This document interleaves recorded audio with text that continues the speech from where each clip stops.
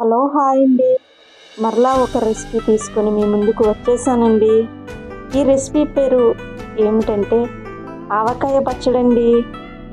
ముందుగా మామిడికాయల్ని శుభ్రంగా కడుక్కొని ముచ్చుక తీసి చక్కగా ముక్కలు కోసుకొని ఎండలో ఆరవేసేసుకోండి.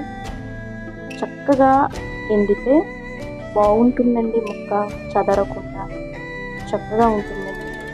అలాగే ఎండు మిరపకాయలు ఉంటాయి కదండి, ఎండు మిరపకాయలు కూడా మంచిగా ఎండలో ఆరవేసేసుకోండి.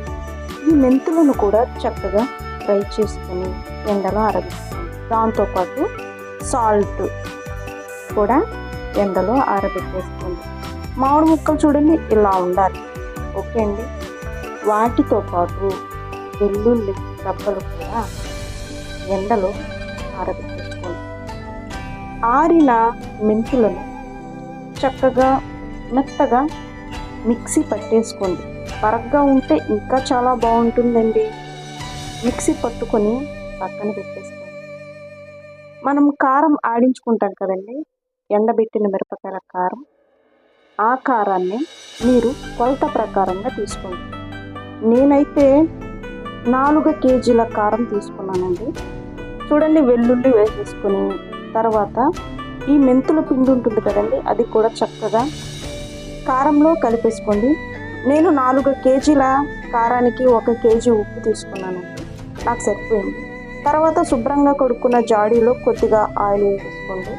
అదే ఆయిల్ ఒక గిన్నెలో కూడా వేసేసుకోండి. ఆ గిన్నె ఆయిల్ మామిడి ముక్కలు మునిగేలాగా వేయండి. అవి చక్కగా కలిపేసుకొని మనం ఇందాక కలుపుకున్నాం కదండి, ఆ కారంలో ఈ మామిడి ముక్కలు పెట్టేసి మామిడికాయలు ముక్కలు చక్కగా కలుపుకుంటూ జాడీలోకి మనం చక్కగా సర్దుకోవాలండి. అలా సర్దుకోవడం వల్ల బాగా ముక్కుతుందనమాట పచ్చడి.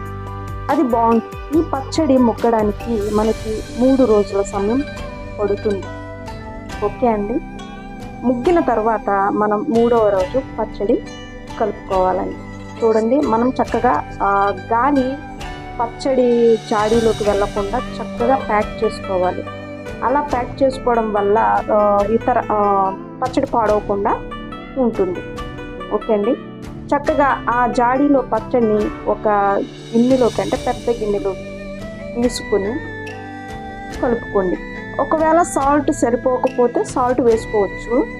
కలుపుకొని మళ్ళీ ఆ జాడీలోకి పచ్చడిని వేయాలి. స్టెప్ బై స్టెప్ వేసుకుంటూ సర్దుకుంటూ వేయాలి.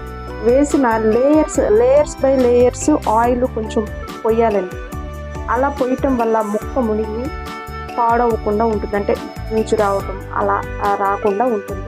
లాస్ట్లో కూడా ఆయిల్ అలా పోసేయండి, అంతే సరిపోతుంది. రండి, ఈ ఆంధ్ర ఆవకాయని ఒకసారి రైస్లోకి ట్రై చేద్దాం. ఈ వైట్ రైస్లోకి ఆంధ్ర పచ్చడి చాలా చాలా బాగుంటుంది. అది కూడా వేడి తీసుకుంటే చాలా టేస్టీగా ఉంటుంది. మీరు కూడా ఓసారి ట్రై చేయండి. వేసవికాలం వచ్చింది కదండి, అందరూ మనం పచ్చళ్ళు పట్టుకునే సమయం. సో ఈ వీడియో చూసి మీరు పచ్చడి పట్టుకుంటారని నేను ఆశిస్తాను. ఈ ఆంధ్ర ఆవకాయ పచ్చడి నెక్స్ట్ లెవెల్ అండి. మీరు కూడా ట్రై చేయండి. మీకు ఈ వీడియో నచ్చితే లైక్ చేయండి, షేర్ చేయండి, కామెంట్ పెట్టండి. వీడియోని చూసి వెళ్ళిపోకుండా కంపల్సరీ లైక్ చేయండి.